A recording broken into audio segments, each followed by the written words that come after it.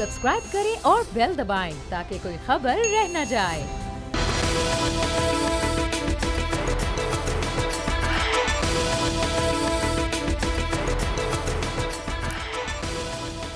अस्सलाम वालेकुम, मैं हूं फैसल अजीज खान और आप देख रहे हैं अब बात होगी।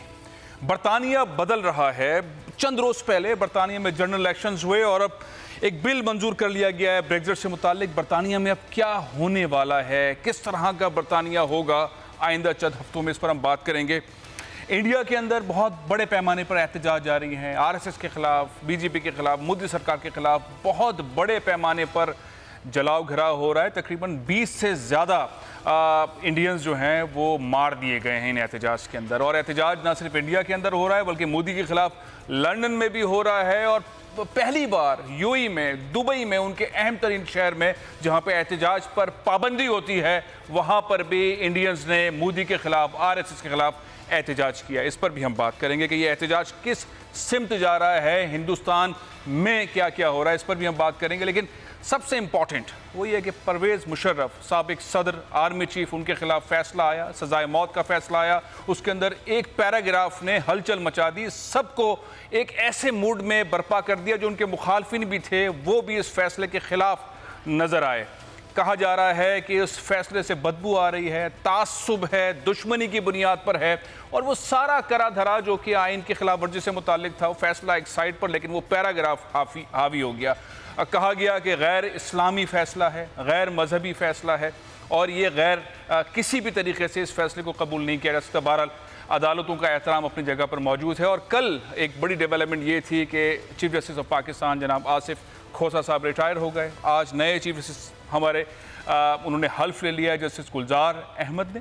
और अब उनके सामने चैलेंजेस क्या क्या हैं, क्योंकि एक बहरान सी कैफियत, एक टकराव का मामला बार बार सुना जा रहा है। फौज को टारगेट किया गया है, अदलिया ने टारगेट किया, अदलिया टारगेट हो रही है। हुकूमत इसमें कैसे रोल पे लेगी? हुकूमत ने पहले कहा रेफरेंस की तरफ जाएंगे, फिर कहा रेफरेंस की तरफ नहीं जाएंगे।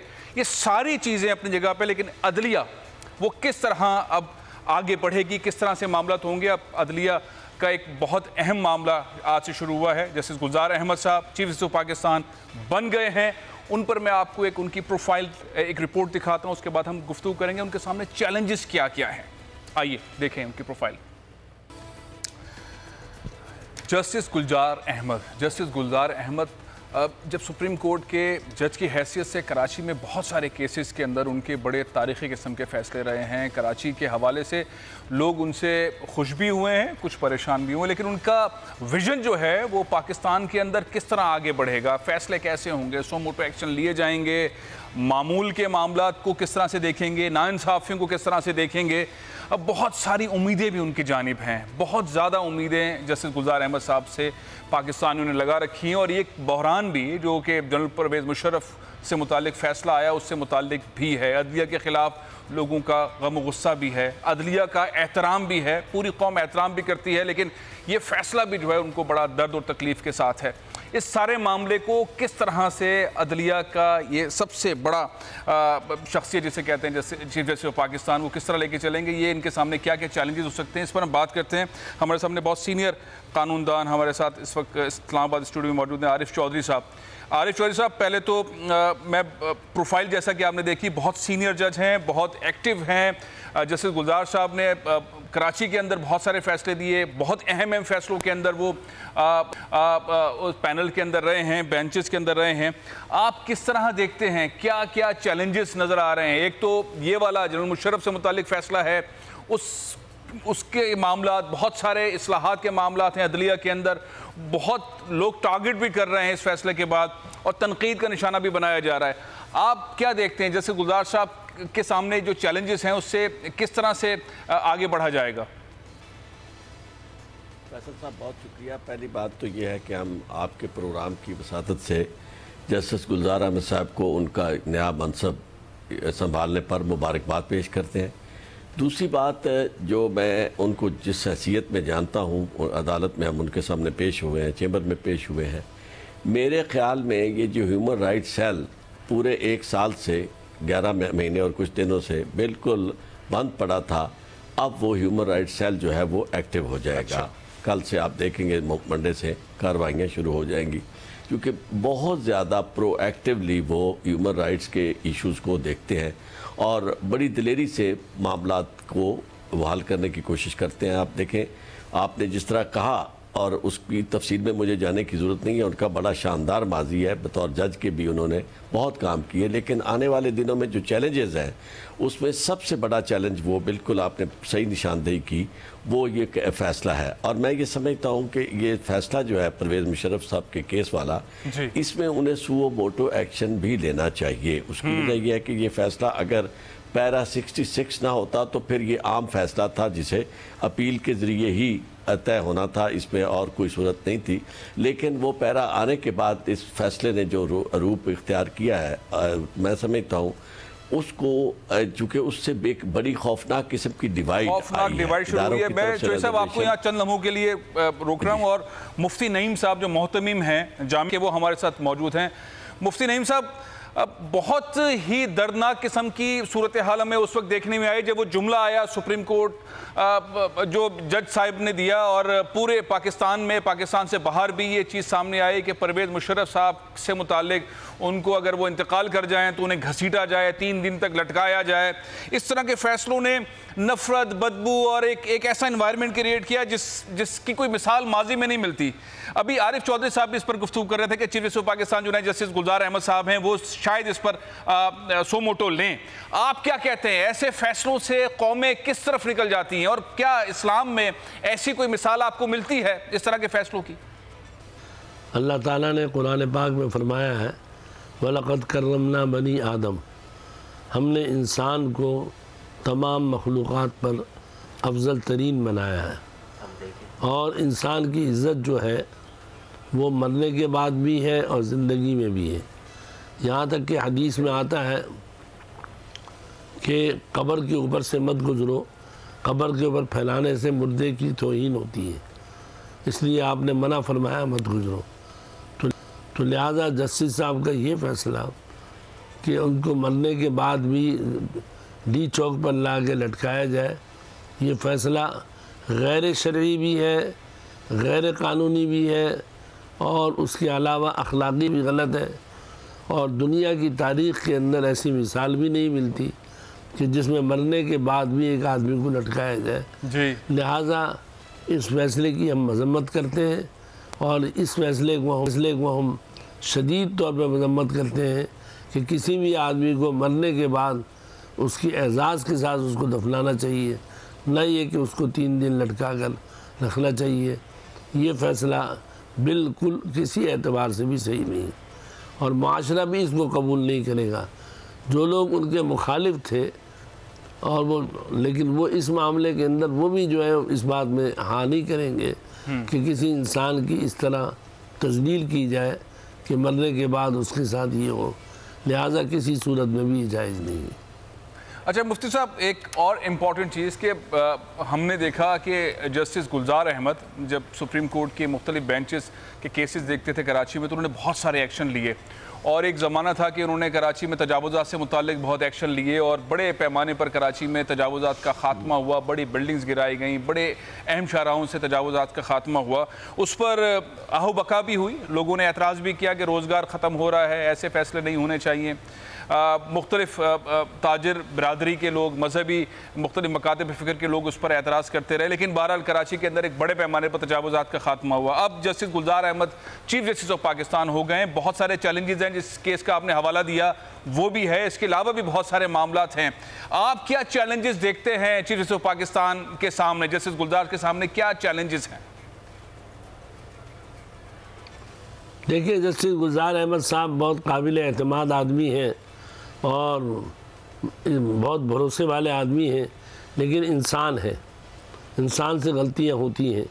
इन्होंने तजावुज़ात में बहुत सारी गलतियां की हैं और जो इनको नहीं करनी चाहिए थी कि इन्होंने कहा कि 40 साल पहले जो कराची था मैं उसको वो बनाऊंगा। आप बताएं कराची में 40 साल पहले कितनी आबादी थी और अब कितनी आबादी है? बनी बनाई बिल्डिंगें करोड़ों अरबों रुपए की बनाई गई हैं, उनका कोई हल निकाला जा सकता था, उनको सोचा जा सकता। अगर वो रास्ते में आती तो यकीनन उनको तोड़ा जाए, लेकिन अगर रास्ते में नहीं आती तो उनको कानूनी कर उनको दे दिया जाता इससे बहुत से गरीब लोग बेरोज़गार भी हुए हैं, परेशान भी हुए हैं। जज को चूँकि वो कमरे में बैठे होते हैं, उनको आम हालात पता नहीं होते कि लोगों का क्या हुआ है। इसलिए मैं समझता हूँ कि लाखों आदमी उनकी इस अमल की वजह से बेरोज़गार भी हुए हैं और जिससे नुकसान हुआ है। बहुत बहुत शुक्रिया मुफ्ती नईम साहब, बहुत बहुत शुक्रिया। आरिफ चौधरी साहब, ये जो आप बात कह रहे हैं राइट्स सेल अब एक्टिव हो जाएगा, और मैंने 2-3 जो केसेस हैं उसका हवाला दिया, मुफ्ती नईम साहब ने भी उस पर कहा कि अच्छे फैसले थे, तजावुज़ात का खात्मा हुआ, साथ में कुछ लोगों को एतराज़ात भी थे, लेकिन जस्टिस गुलजार अहमद साहब जब आप कह रहे हैं परसों से शुरू कर देंगे, ह्यूमन राइट्स सेल एक्टिव हो जाएगा, लोगों की दरख्वास्तें सुनी जाएंगी, लोगों के मसले सुने जाएंगे, लोग जो कोर्ट से चाहते हैं, अदलिया से चाहते हैं, वो तमाम चीज़ें होंगी। हम जो चैलेंजेस जिसकी मैं बार बार कर रहा हूं अदलिया के सामने, और हम बार बार देख रहे हैं कि एक पूरा टकराव किसी कैफियत सोशल मीडिया पर भी है, थोड़े से एतराज़ात भी हैं। कौन सी ऐसी चीज़ों को जस्टिस गुलजार अहमद साहब पहले लेंगे जिससे मसाइल अब हल हों और अदलिया का वो मैं बहुत ज़्यादा एहतराम करता हूं वही अब वक़ार दोबारा बरकरार हो और चीज़ें आगे बढ़ें? पहला तो प्रायोरिटी नंबर 1 तो यही केस है, चूँकि इससे ज़्यादा पब्लिक इम्पोर्टेंस का कोई और केस नहीं हो सकता जिसमें बहुत यानी ऐसे इसके मुज़मरात हैं जो पाकिस्तान को अंदरूनी सतह पे और बैनुल-अक़वामी सतह पर हर लिहाज से बड़े चैलेंजिंग हैं। तो दूसरी बात मेरे ख़्याल में ये हो सकती है कि ये जो इस वक्त टकराव की कैफियत है वकला, इंतज़ामिया और डॉक्टर्स के दरमियान, ये भी इतना बड़ा मसला है कि जिसके मामले में मैं कहता हूँ वो मोटो नोटिस लेना चाहिए, चूँकि इसमें भी मुख्तलिफ़ किस्म की सूरत हाल सामने आ रही है। यानी 2 इंतहाएँ हैं, एक तरफ वकला के ख़िलाफ़ इस कदर यानी नफ़रत पैदा की जा रही है और उन्हें यानी दीवार के साथ लगाया जा रहा है, और पुलिस जो है वो ज़्यादतियाँ भी कर रही है। यानी ऐसे जो असल लोग थे जो उसमें मुलव्वस थे उनको छोड़कर बाकी अपना गुस्सा निकाल रही है इंतज़ामिया, यानी पुलिस जो है वो बाकी लोगों को पकड़ कर। तो वंस फॉर ऑल जो रोल है बार काउंसिल्स का, वो भी उससे भी एक्टिव ज़्यादा प्रोएक्टिव रोल बार काउंसिल का भी आना चाहिए। और उस सारे मामले में मैं समझता हूँ कि चीफ जस्टिस साहब और ख़ास तौर पे जो अदलिया के साथ मामला है यानी वकला का, वो भी तय होना चाहिए, चूँकि अदलिया ये भी बाज़ औक़ात यूँ समझे कि जो एक गाड़ी के 2 पहिए हैं उन्हें बराबर चलना चाहिए एक दूसरे की इज़्ज़त और एहतराम के साथ। कई जगह ये नज़र आता है कि वकला की तरफ से भी होती है, लेकिन ज़्यादातर चूँकि गिविंग एंड पे अदलिया होती है, तो अदलिया जो है वो अपने उन इख्तियारात से ज़्यादा तजावुज़ करते हुए ज़ाती रिमार्क्स भी देते हैं, कमेंट्स भी देते हैं वकला के ख़िलाफ़, और उससे जो है मसाइल पैदा हो रहे हैं।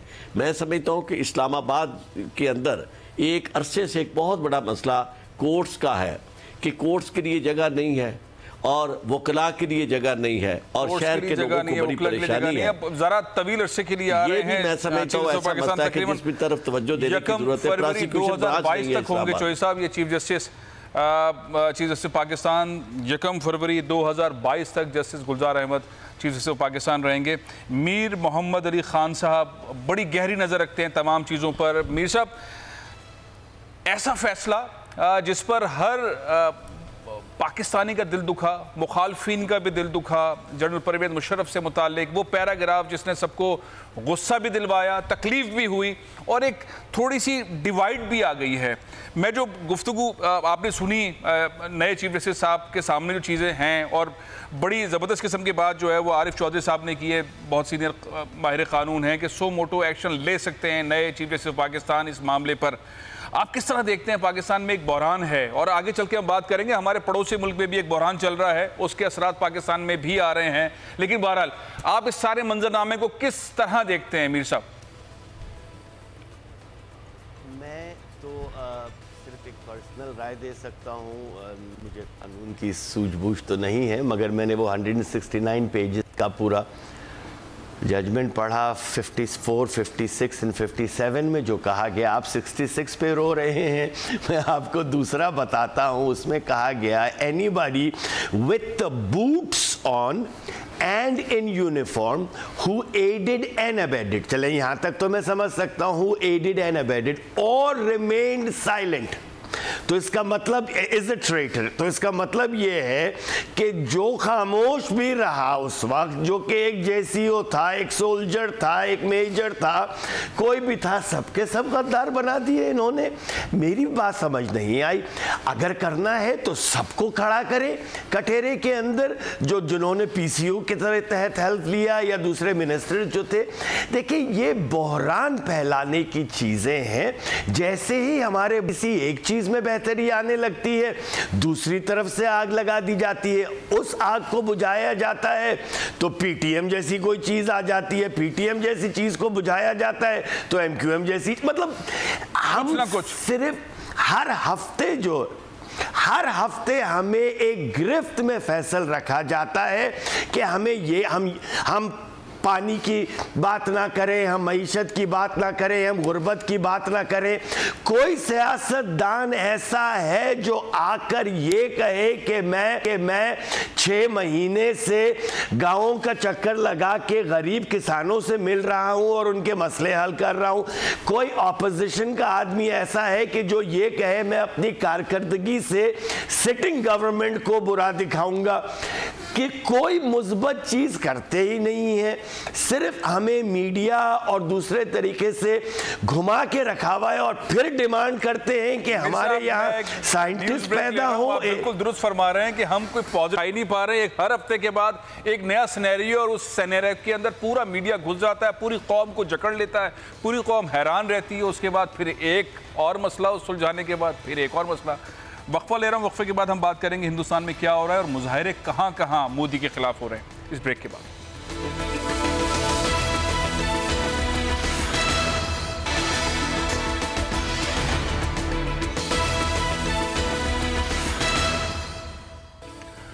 मोदी ने इंडिया को एक ऐसे बहरान में ला खड़ा किया है कि हर शहर के अंदर जलाव घिरा हुआ है, हर शहर के अंदर मुजाहरे हो रहे हैं।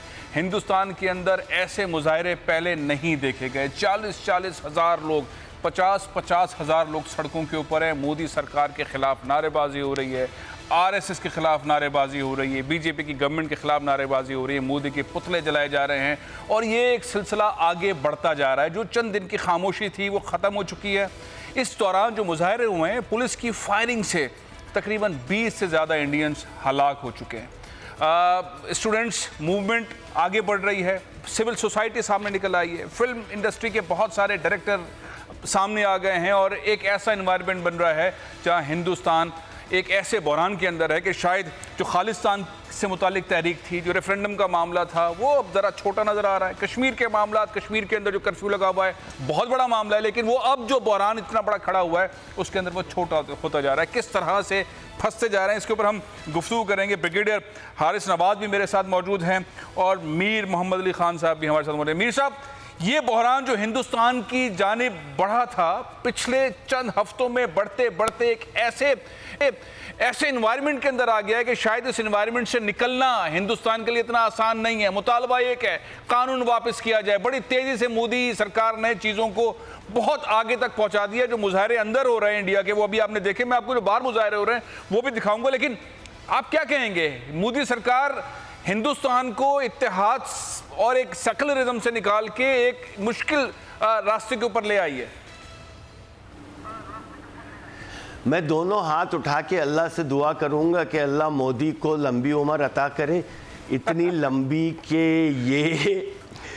ये इंडिया की मईशत को तबाह करे। अल्लाह करे ये इतनी लंबी उम्र हासिल हो इसे कि ये पूरी दुनिया के सामने एक्सपोज हो, उसके बाद हेग में वॉर क्राइम्स के लिए जाए और जो कायदे आज़म 72 साल पहले कहते थे और उसके बाद 72 साल से जो हम पाकिस्तानी कहते आ रहे हैं वो दुनिया देखे। देखें, ये मुसलमानों से शुरू हुआ है। बिगेटरी जो होती है ना, वो सब में पहले बिगर टारगेट की तरफ होती है। अगर कि ये आगे चलेगी तो आप ये मेरी बात लिख लीजिए, ये ब्राह्मण से अछूत पे भी आएगी, ये दलित पे भी आएगी, ये कुमार पे भी आएगी, ये मेहताज पे भी आएगी, ये सिख्स पे भी आएगी, ये नक्सलाइट्स पे भी आएगी। बिगेटरी और नफरत की हुदूद नहीं होती हैं, उसको जितना पानी दें वो पौधा और बढ़ता है। ये शुरू मुसलमानों के खिलाफ हुआ है कि इनका बुग़्ज़ है 72 साल से मुसलमानों के खिलाफ। अगर इन्होंने मुसलमानों को दबा दिया तो ये हर एक के खिलाफ खड़े होंगे। इसीलिए इंडिया के दलित और अछूत भी और दूसरे हिंदू कास्ट भी इन सारी के सारे प्रोटेस्ट में हिस्सा ले रहे हैं।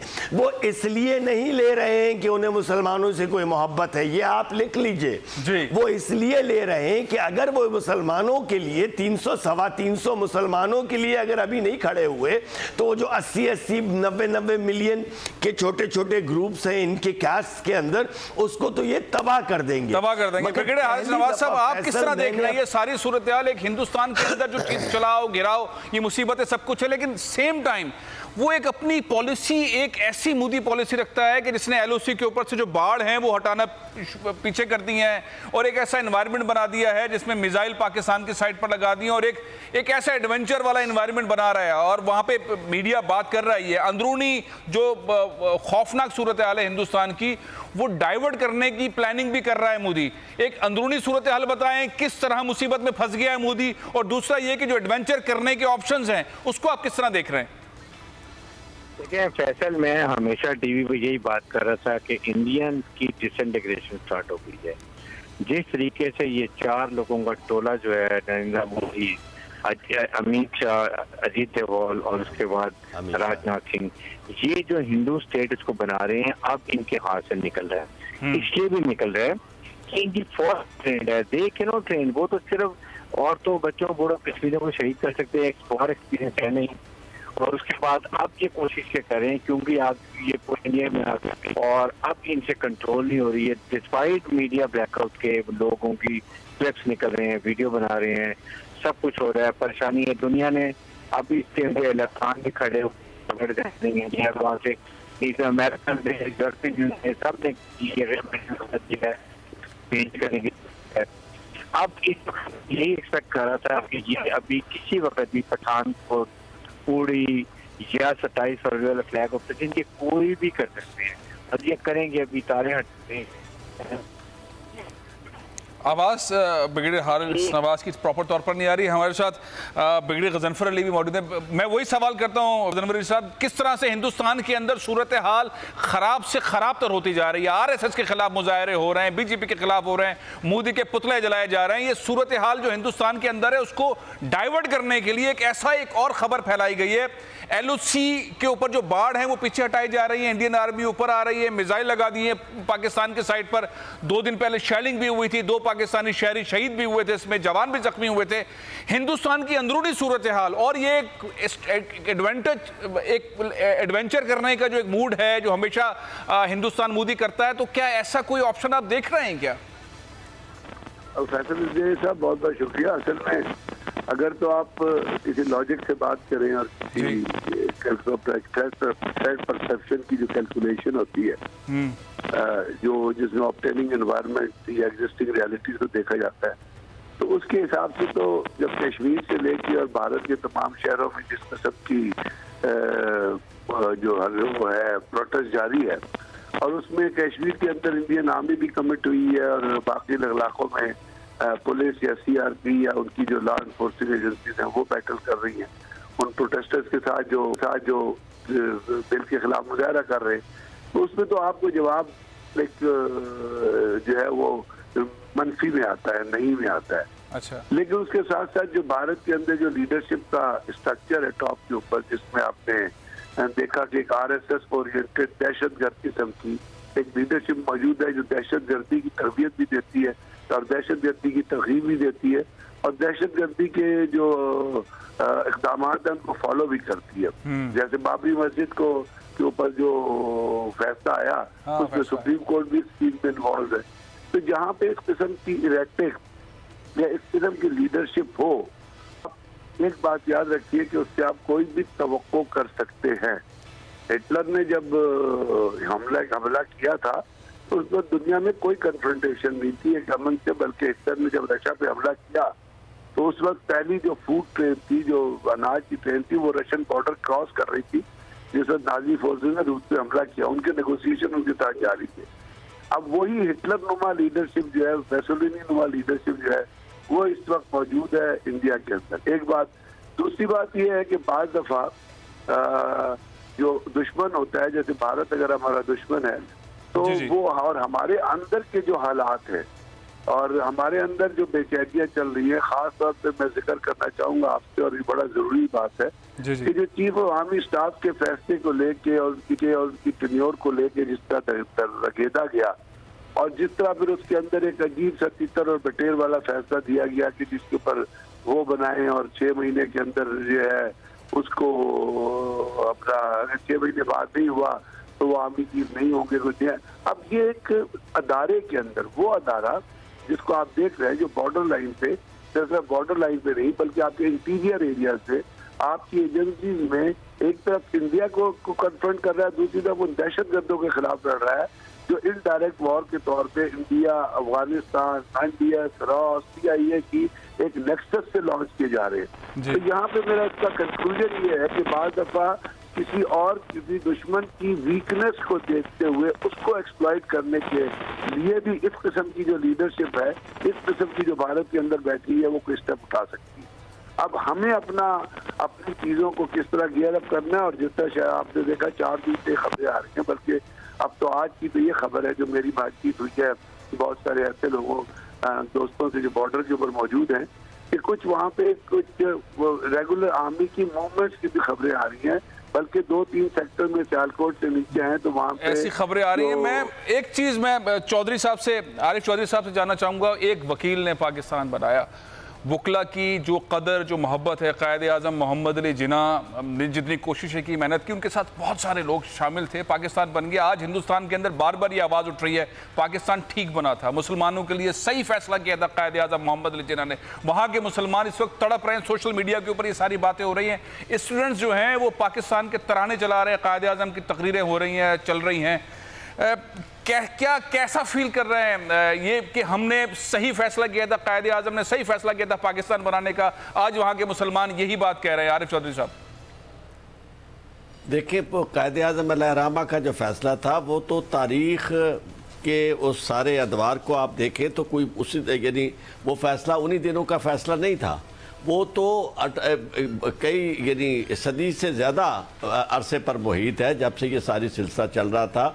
और हिंदू की नफ़रत मुसलमान के साथ और उसका इस हद तक के मुसलमान को वो देखना नहीं चाहता था, ये सारी कैफियत जो थी उस वक्त मुसलमानों ने महसूस कर ली थी। और कायदे आज़म अलैहिर्रहमा ने तो कैबिनेट मिशन प्लान आया, उसमें बाकायदा जब कैबिनेट बन गई उसमें भी देखा कि किस हद तक यानी वो लोग जो उनके मुक्तदर थे, जो इलेक्टेड नुमाइंदे थे, उनका रवैया क्या था।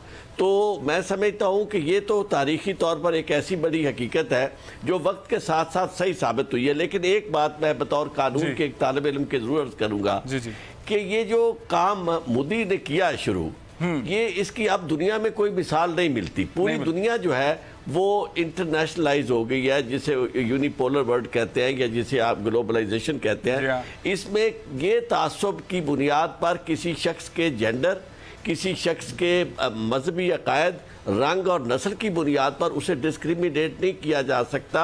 और ख़ुसूसन ऐसे ममालिक में जहाँ जमहूरियत की बुनियाद पर लोग पार्लिमानी जमहूरियत के ज़रिए हुकूमत कर रहे हैं और जिसे सेकुलर निज़ाम हुकूमत कहा जाता है। बहुत बहुत शुक्रिया आरिफ चौधरी साहब, बहुत बहुत शुक्रिया ब्रिगेडियर हारिस साहब, बहुत बहुत शुक्रिया ब्रिगेडियर गजनफर साहब एंड मोहम्मद अली मीर साहब। प्रोग्राम ये ख़त्म कर रहा हूँ। कल हम बात करेंगे कि कौन सा हिंदुस्तान का वज़ीर है जिसने मुसलमानों को कत्ल करने की धमकी दी है। और एक और इम्पॉर्टेंट मामला कि मलेशिया कॉन्फ्रेंस से पाकिस्तान पीछे क्यों हटा, और जो स्टोरी रह गई उसके ऊपर भी हम कल बात करेंगे कि बरतानिया आखिर अब किस तरफ जाएगा, ब्रेग्जिट के बाद किस तरह की सूरत हाल होगी। इंशाल्लाह कल के प्रोग्राम। इजाज़त दीजिए। पाकिस्तान जिंदाबाद।